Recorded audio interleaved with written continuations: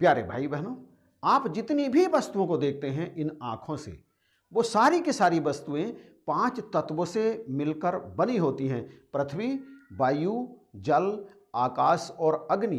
प्रकृति में कोई भी ऐसी वस्तु नहीं है जिनमें ये तत्व ना हो। यह बात अलग है कि कुछ वस्तुएं 5 तत्वों से मिलकर बनती हैं, कुछ 4 से, कुछ 3 से, कुछ 2 से, और कुछ वस्तुएं एक ही तत्व से मिलकर के बनी होती हैं। ये हमारा जो मनुष्य शरीर है, इसमें ये 5 के 5 तत्व मौजूद हैं। और इन 5 तत्वों में से जो 4 तत्व हैं, पृथ्वी, वायु, जल और अग्नि, इसके विषय में हमें तमाम जानकारियां अलग अलग स्रोतों से प्राप्त हो जाती हैं और हमारा डाउट इनके विषय में कुछ भी नहीं रहता।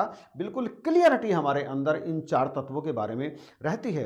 परंतु जो 5वां तत्व है, जिसे आकाश तत्व कहते हैं, इसके बारे में हमें कई डाउट्स होते हैं, कई गलतफहमियां होती हैं, हमें कई बार इसके बारे में बिल्कुल स्पष्ट पता नहीं होता। तो आज के इस वीडियो में हम आकाश तत्व के बारे में गहराई से जानने का प्रयास करेंगे। तो आप इस वीडियो को ध्यान से देखते रहिए। शब्द आकाश का गुण है। आकाश है तो शब्दों का अस्तित्व होता है। आकाश ना हो तो शब्दों का कोई अस्तित्व होता ही नहीं है। आकाश के कारण शब्द गति करते हैं, चाहे किसी घंटे की आवाज़ हो, किसी घड़ियाल की आवाज़ हो, ट्रेन की, हवाई जहाज की आवाज़ हो, कीड़े मकोड़ों की आवाज़ हो, हमारी और आपकी आवाज़ हो। हमारे मुंह से जो शब्द निकलते हैं वो दूसरे के यानी आपके पास तक जब पहुंचते हैं ना, तो माध्यम आकाश ही होता है। आकाश के कारण एक शब्द दूसरे व्यक्ति के पास तक पहुंचता है और उस व्यक्ति के मुंह से निकला होगा हुआ शब्द दूसरे व्यक्ति के कानों तक पहुंचता है, केवल और केवल आकाश के कारण। शब्द आकाश का गुण है। शब्द के 2 भेद होते हैं, विचार और आवाज।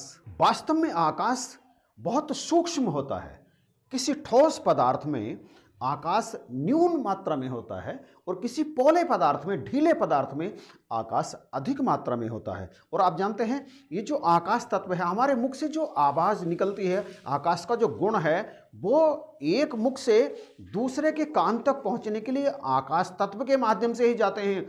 परंतु यहाँ यह भी जानने की आवश्यकता है कि इसके साथ साथ शब्द का जो दूसरा रूप है, जो भेद है, जो हमारे मस्तिष्क में विचार बन करके चलता है, विचार उठता है और उस विचार के बनते ही हमारे अंदर जो बात होती है कि मेरी ये बात उस तक पहुँच जाए, वो ऐसे करने लगे, मैं चाहता हूँ वो ऐसा बन जाए। इस तरह के जो विचार हैं वो मेरे मस्तिष्क से उसके मस्तिष्क तक, उसकी चेतना तक जब पहुंचते हैं तो शब्दों के माध्यम से नहीं पहुंचते, वे पहुंचते हैं आकाश तत्व के माध्यम से। और इस तरह से अंग्रेजी भाषा में इस तत्व को ईथर कहते हैं।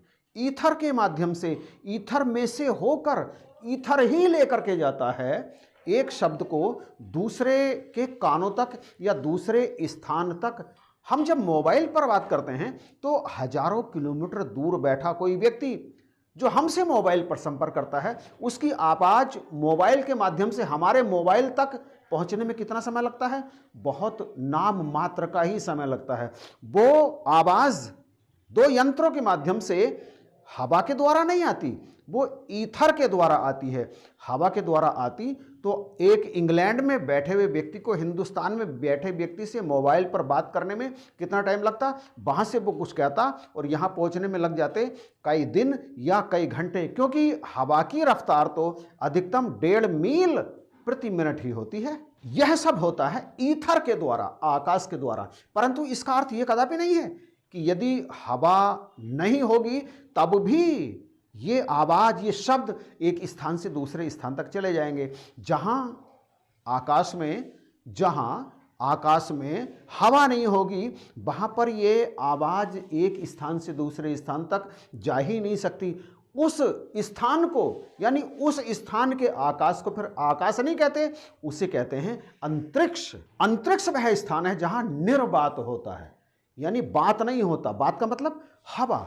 जहाँ हवा नहीं होता वहाँ का आकाश नहीं होता, उसे हम अंतरिक्ष कहते हैं। और अंतरिक्ष का वह भाग जहाँ पर हवा होती है, जैसे पृथ्वी के चारों तरफ जो अंतरिक्ष है, पृथ्वी के चारों तरफ जो आकाश है उसमें वायुमंडल है, इसलिए वो अंतरिक्ष अब अंतरिक्ष नहीं है, वो है आकाश, और यहाँ से देखने पर, पृथ्वी से देखने पर, जब हम ऊपर देखते हैं तो जिसे हम आकाश समझते हैं, जो वास्तव में अंतरिक्ष है, वो नीला दिखाई देता है, इसीलिए हम उसे कहते हैं नीला आकाश। परंतु पृथ्वी के बात से, पृथ्वी के वायुमंडल से जब हम ऊपर चले जाते हैं तो वही आकाश, वही नीला आकाश दिखाई देना लगता है काला, क्योंकि उसका वास्तविक रूप क्या है, वो काला है। और वो काला आकाश नहीं है, वो काला है अंतरिक्ष। यही आकाश तत्व हमारे शरीर का भी एक भाग है। ये पंच भौतिक जो शरीर है, जो 5 तत्वों से मिलकर के बना है, इन 5 तत्वों में आकाश तत्व बहुत प्रमुख है, बहुत आवश्यक है। इसके बिना कुछ भी संभव नहीं है इस शरीर में। इस शरीर का जब निर्माण शुरू होता है तो ये आकाश तत्व सबसे बाद में आता है, और जब इसमें चेतना समाप्त होती है तो ये आकाश तत्व इसमें से सबसे पहले गायब होता है। तो प्यारे भाई बहनों, मैं समझता हूं कि इतनी बातें जानने के बाद में आप सभी को आकाश तत्व के बारे में बिल्कुल स्थिति क्लियर हो गई होगी और आप अंतरिक्ष को भी समझ गए होंगे। यदि ऐसा है तो फिर आप कमेंट करके बताइएगा जरूर। इस वीडियो को यहीं पर समाप्त करते हैं। वीडियो बंद करने से पहले जरा ठहरिए, आपसे रिक्वेस्ट है कि यदि अभी तक आपने चैनल को सब्सक्राइब नहीं किया है तो प्लीज़ सब्सक्राइब कर लीजिएगा, ताकि इसी तरह के ज्ञानवर्धक वीडियो सबसे पहले आप तक पहुंचते रहें। वीडियो पसंद आया है तो इसे शेयर भी कर दीजिएगा प्लीज़। इन्हीं शब्दों के साथ आप सभी को जय हिंद, नमस्कार और प्यार भरी धन्यवाद।